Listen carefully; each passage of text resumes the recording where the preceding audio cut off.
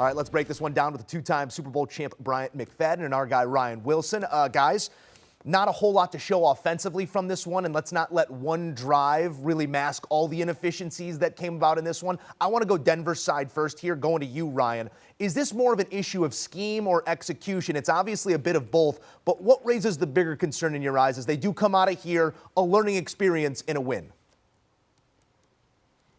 Well, I feel like Nathaniel Hackett did a better job of managing the game, and we're looking for moral victories in addition to this actual victory, if you can call it that. So I think that's one of the things that happened there. Russ Wilson looked like Russ Wilson down the stretch there on that drive, the penultimate drive that led to a touchdown. That's encouraging. The running game got going in the second half. That's also encouraging, and the defense got after it. Now, listen, we can talk about Jimmy G, and I'm sure we will in a moment, but the defense harassed him for the final 30 minutes. There was a safety that set things up early in the second half there, and then they got after it on that final drive as well. So I think those are all encouraging signs. The fans that were in attendance that, again, continue to count down the play clock for their own team, I mean, that's not great. But I think if you're looking for tiny victories, there are a few of them in there. The score 10-11, it's not, like you said before we started, not a lot to get excited about, but a win's a win in the NFL. And Nathaniel Hackett, despite it all, is 2-1 right now. Yeah, no question. He's 2-1 solely because of his defense. The Denver Broncos defense won this ball game for them tonight. Let's keep it real. And I'm okay in seeing a 10-11 type ball game because I love defense. I'm biased. I don't care. I stand by it. I love seeing these rock fight type ball games where it's slow scoring and you're not seeing a lot because the defense is dominating. But yeah, the Denver Broncos, that's a building block for their foundation moving forward and being able to utilize the good things they're doing in their defense until their offense wakes up. That safety was huge. The turnovers, the interceptions, the sacks. They got 4 sacks. They harassed Jimmy Garoppolo. They put him in difficult situations. And they won the ball game with that last fumble on Jeff Wilson. And they've been playing lights out the entire year.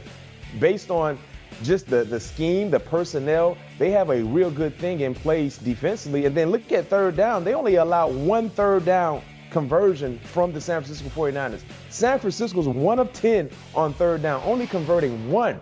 That's winning football defensively. And until their offense wakes up, Russell Wilson and his crew, the defense probably will have to continue to play this type of football. We will talk about Jimmy Garoppolo here in a moment, allowing our Ryan Wilson to go bad, and I'm sure we'll see that video plenty more here tonight and in the days to come. But staying on the defensive side, or excuse me, on the Denver side of the conversation, guys, you know, you've got a good group of running backs. You've got some nice targets. You got a really solid defense, and you have a quarterback that you're paying like a franchise quarterback that you believe can be the guy. Why is it so hard, B-Mac, to find positive plays for Denver right now? They found it on that drive that they scored on, but what's making it so difficult right now?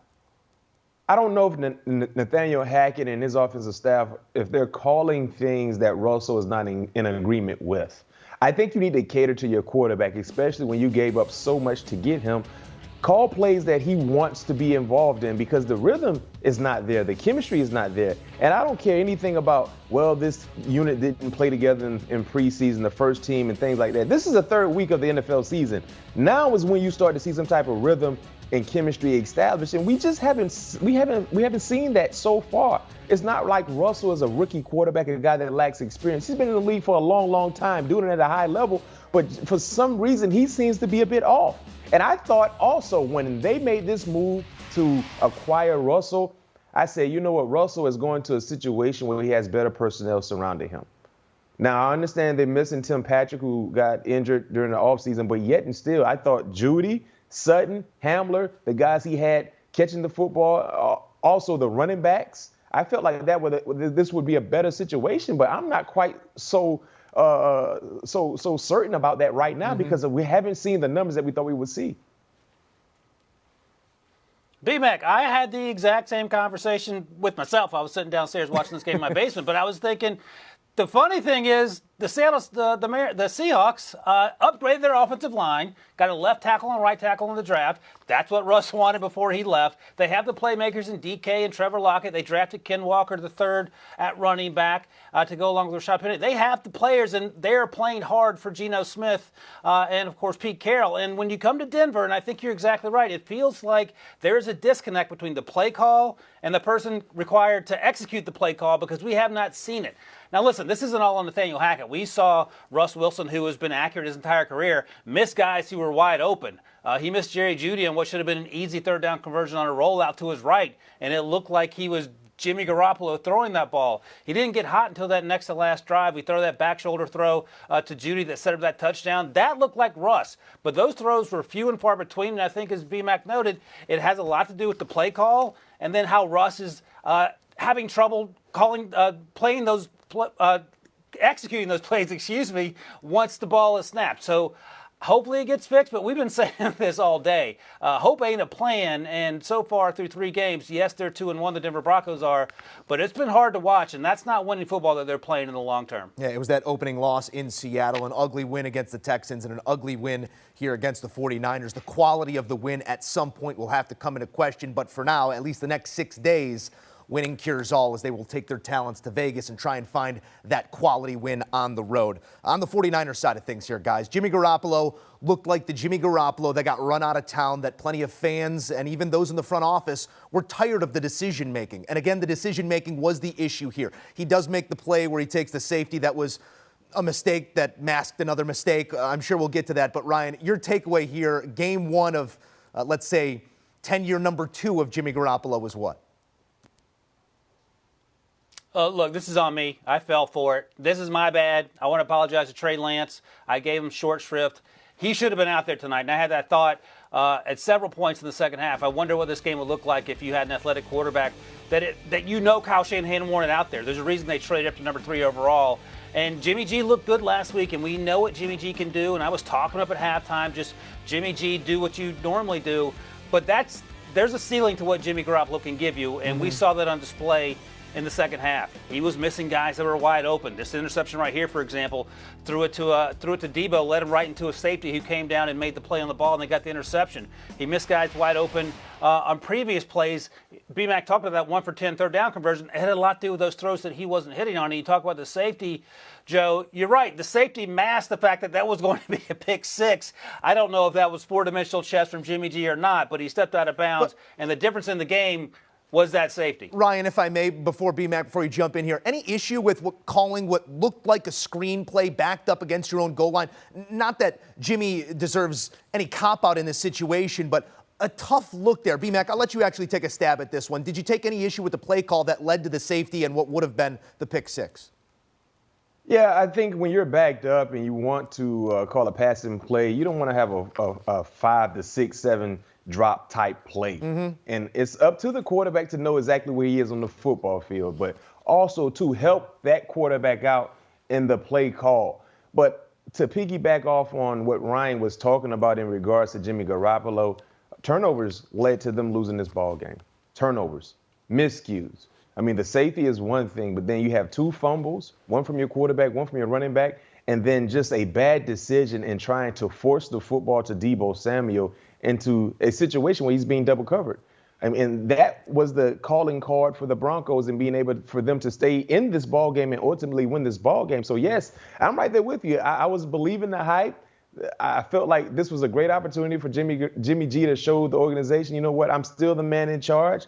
He didn't do so, but he has an opportunity to correct his wrongs because Trey Lance is out for the entire year.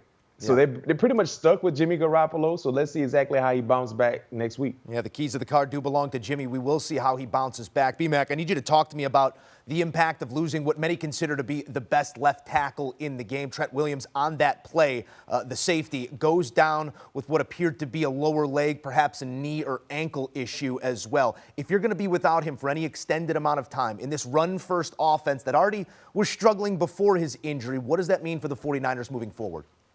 Oh, my goodness. They will struggle. We saw how fast they started to struggle when he went out in the ball game.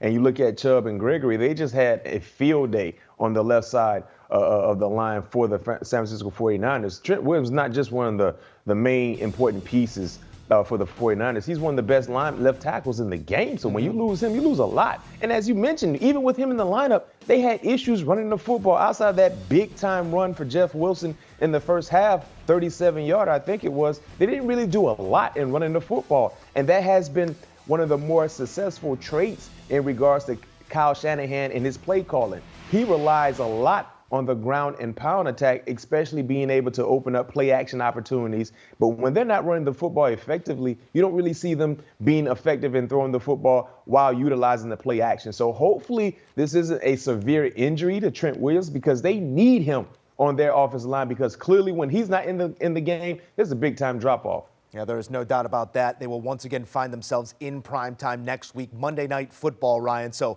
maybe run the tape back, maybe not. We get perhaps more out of Jimmy G and the 49ers moving forward. What's the number one thing that needs to be tended to here in the week within preparation as they take on a Rams team that's had trouble putting teams away? We know sometimes you get in the division here between these types of matchups and you throw out the records, you throw out the past performances, and things sort of water finds its level a little bit. What do you want to see done differently by the 49ers in primetime next week? Well, BMAC sort of touched on it with Trent Williams. You have to pray that he's healthy, because Jalen Moore, the second-year player, fifth-round pick, he struggled. And, look, that's a tough situation to be put into, replacing a Hall of Famer and then looking confused. I get it. But they have to figure out ways to help him out if Jalen Moore has to start next week at left tackle, because that's a big ask. I think Aaron Donald and Von Miller and those guys are pretty good. So you have to figure that out. Number two, Jimmy G cannot make the silly mistakes. Listen, you're going to, over the course of the season or the course of the game, have some plays you want back. You're going to push the ball down the field and have turnovers. You might get a strip sack because your left tackle missed a block. Those things happen. But the stupid mistakes, they have to be avoided. The silly, the muff punts, the fumbles in the backfield, all those things you have to do away with, because time and time again, if you are the team that has the fewest turnovers, you typically win the game. And those are simple things you can fix. And I think the running game will help itself if you can limit the turnovers, and then you go from there. The defense is fine, but I think Jimmy G is where it starts. You felt as the game was going on, Joe, that the wide receivers were getting frustrated that the ball wasn't being thrown to them. They were being thrown medicine balls, or balls were thrown behind them or at their feet, and the game was what it was. So those are things I think you can fix relatively quickly. I don't know if it's going to be an easy fix, but you can identify them and certainly try to find ways over the next 4 or 5 days to come to a point where you can work with what you have. Because right now, offensively, starting with Jimmy G, this team appears to be struggling a little bit. Yeah, and you want to see, if you would like to see better play from Jimmy Garoppolo, find a way to block Aaron Donald, because he can wreck a game by himself. And we see how vulnerable their offensive line is without Trent Williams not knowing exactly where he will be next Monday. But if they don't have a healthy Trent Williams in the offensive line, look out, 99 is coming. And if he's coming, you better believe Jimmy Garoppolo probably won't have a nice night in regards to that ball game. But they still have, they're right where they would like to be, even though they laid down and laid an egg tonight. If they go out and take care of the business next week against the Los Angeles Rams, they're sitting with the same record, 2-2. You know what I mean? It might be a top of the division depending on how things work out. So it was a horrible game for San Francisco. Clearly a game they should have won. But guess what? They get an opportunity to do it all over again next week against a divisional foe in the Los Angeles Rams. Yeah, a bit of a slopper here in primetime. Parting gifts here. I need to ask one more question, guys. You got to hitch your cart to one of these two horses. B-Mac, who do you feel better about right now, the 49ers or the Broncos? Oh, my goodness, Joe. I'm making you do it.